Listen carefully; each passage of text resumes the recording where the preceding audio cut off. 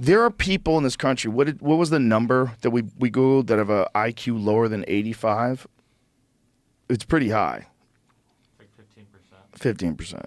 So imagine 15% of people that you could basically trick with anything. Get them to join a cult. Get them to sign up for some fucking telemarketing swindle. Do you think it's IQ or do you think it's... IQ is interesting, right? Because IQ doesn't necessarily mean intelligence because it depends upon your education. Because some of the questions in IQ tests are predicated on a knowledge of math and understanding of like how to do equations and certain things that you learn in school. But there's intelligence that is social intelligence, intelligence in terms of being able to see what the problems are in a certain choice you make, or what the up benefits are of a different choice. There's people that are strategizers and they're really good at like business. They're really good at figuring people out. They're really good at figuring themselves out. There's an intelligence to that. So the problem with IQ, in my mind, is I know a lot of people with very high IQs, but their life is a clumsy mess. So it's like it really is dependent upon what is the mental horsepower you have, and how are you applying that mental horsepower? Are you Gary Clark Jr. and applying that mental horsepower to music, and you're a genius, but you're a genius in music? Or are you Lex Friedman and you're making, artificial intelligence and coding robots? Are you Elon Musk? You're making spaceships. Like, what are you doing with this intelligence? So IQ... there's limitations of it, but at least it's an indicator of how smart a person is. It's an indicator. It's not the only indicator. There's other factors that I think are much more intangible. They're much harder to measure and weigh. That's my take on it. I think it means something. I think if your parents opened up your eyes, something. It's like I do that bit, and it's true. I really do. I'm mad at my guidance counselor.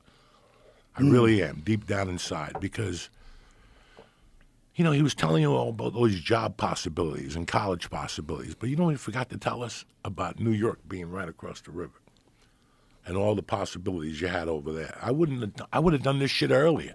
You mean stand-up? Everything. Yeah. I would have tried anything earlier. The thing is, no one's ever going to advise that you take the riskiest chance in show business. No one's ever going to advise that you... I didn't want to be a show business guy, but I wish you would have told me, if you want to take acting lessons, you go to the city. That's show business. I didn't know. I didn't know that fucking... Right. When I'd watch a movie, I thought you just walked on the fucking thing and they gave you a part. Listen how stupid I was when I was young. It's not stupid. It's uninformed. I thought right? when a stand-up did a special, I thought he just showed up. And they had a camera and he goes, I'm ready. And that's what I thought. I didn't think I didn't really know. I'm mad that he didn't open up. I see the kids I grew up with. You got to see the people around you. Mm-hmm. And some of us saw some things and some of us didn't. Some of us saw a path that was different than just getting a job and working 40 years and getting a watch. I don't think they opened up our minds to that stuff. There was a lot of stuff that we didn't. In my house, she would fucking tell. Like, my mother was crazy. When I was 6, she would put a fucking gold chain on me that belonged to a man, and she'd make me put it out. And she'd go, I want you to walk the streets like that so somebody fucks you. I mean, and I think about these stories and I go, what was she doing? Right. Why was she getting you to go outside with a valuable piece of jewelry around your neck as a little kid? I remember one night I was getting ice cream on 88th Street and the gold chain was hanging. And when I went to get the cone from Mr. Softy, he goes, that's a nice chain. And he looked at it. My mother was watching from the window. She was like, punch him in the fucking face. I'm like, 8. I'm like, 8. Don't let nobody touch your face. Like she was, she just did things, Like don't go in a car with people. Like just general shit that they banged into your fucking head. Well, that's good. All that stuff's good. I was out there. Like I was out there every fucking day, It's a different kind of intelligence, right? Street smarts. Absolutely. Yeah. Abso-fucking-lutely. Like and it's also informed. You're informed. You're informed about the dangers of your environment. And some people, if they grow up in the suburbs and they go to really nice schools, they're lost in those environments. They don't understand the rules. Doc, I'm worried about kids today. You should be. Listen, I didn't know this. I just spoke to somebody in my old neighborhood, and we were talking about something. They go, "You should see the neighborhood at 2:30. Fucking, you can't drive." And I go, "Why?" She goes, "McKinley School, where I went." She goes, "The parents pick them up with cars." I go, "What are you talking about? We walked those streets home. There was just 3 blocks. It's a block from the neighborhood." She goes, "Not anymore. Those kids don't walk those streets at all, and they live right there." Yeah. I mean, it's not like across town. Like, you know, you got to get those kids out. Yeah, they got to get out of the house for We got to sure. get them out. How many kids are just at home playing video games all Oh, day, it drives too? me fucking crazy when my daughter goes knocking on people's doors and they're like, "No, well, they're inside playing video games." You know, it's 70 fucking degrees out. Yeah. And I just called Mr. Softy. He's on his way. What the fuck? Yeah, I got Mr. Softy's number in my neighborhood. First time I met him, I gave him an edible, and he's like, "Where are you at?" And I told him. Does it ring? Does it ding, ding, ding, ding, ding, ding, ding, ding? But he comes too early. He comes at 4. People still, you know, they're still at work. But when that motherfucker comes, Mr. Softy, I would give him edibles, those ABX edibles, and tell him, put them in my milkshake. And he blended in the milkshake. That's hilarious. So, you know, intelligence, yeah, like, I know a lot of people are fucking smart, but they make mistakes. Yeah, they make big decisions. You go, what the fuck? In your life, you know, relationship decisions, business decisions, friendship decisions.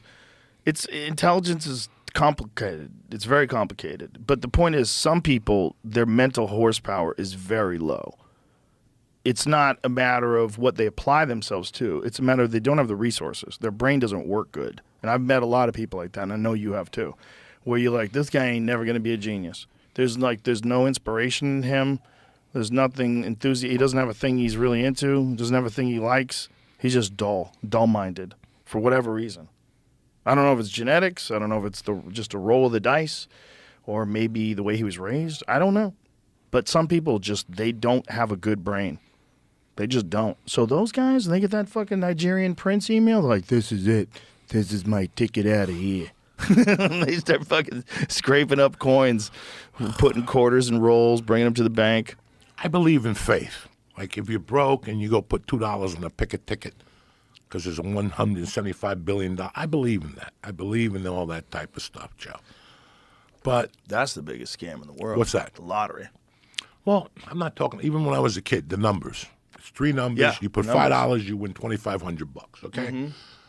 In those small, you know, in the 70s and 60s, in the black communities, the Spanish communities, Italian communities. Italian communities. That's a way of hope. Yeah.